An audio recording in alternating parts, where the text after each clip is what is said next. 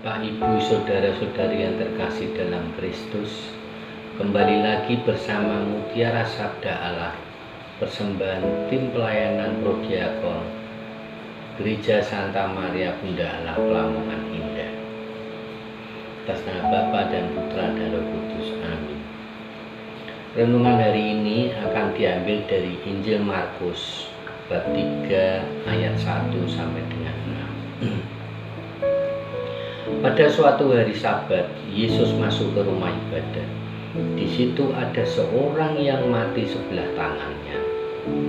Orang-orang Farisi mengamat-ngamati Yesus kalau ia menyembuhkan orang itu pada hari Sabat, supaya mereka dapat mempersalahkan dia. Kata Yesus kepada orang yang mati sebelah tangannya itu, "Mari, berdirilah di tengah." Kemudian Yesus berkata kepada mereka, "Manakah yang diperbolehkan pada hari Sabat, berbuat baik atau berbuat jahat, menyelamatkan nyawa orang atau membunuh orang?" Tetapi mereka diam saja.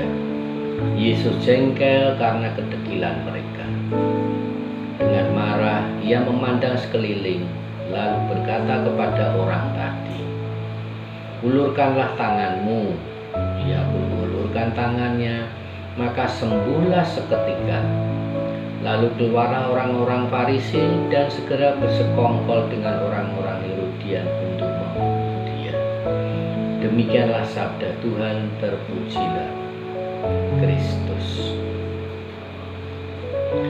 Kisah ini mengajarkan kepada kita tentang prioritas dalam hidup kita sebagai orang percaya.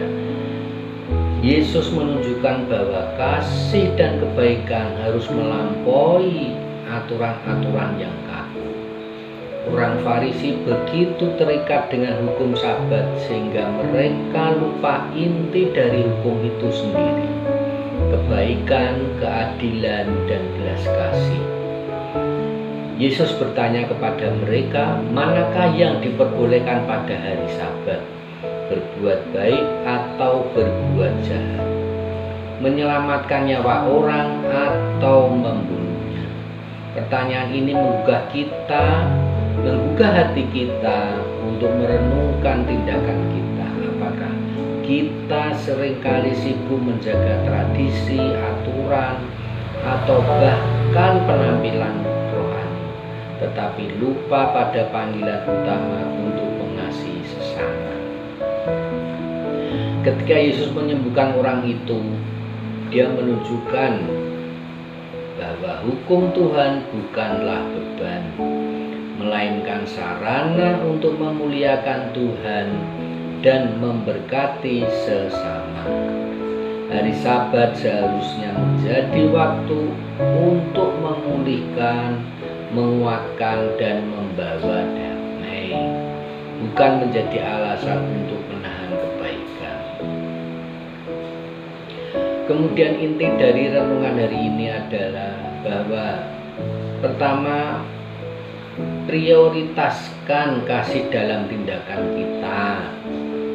Jangan biarkan aturan atau tradisi membuat kita kehilangan belas kasihan terhadap orang lain. Yang kedua, berani berbuat baik. Kadang-kadang berbuat baik membutuhkan keberanian, terutama ketika kita menghadapi tekanan atau penolakan dari lingkungan kita. Yang ketiga, bahwa semua hukum dan aturan dalam iman kita bermuara pada dua hal, yaitu mengasihi Tuhan dan mengasihi sesama. Demikianlah Musa pada hari ini.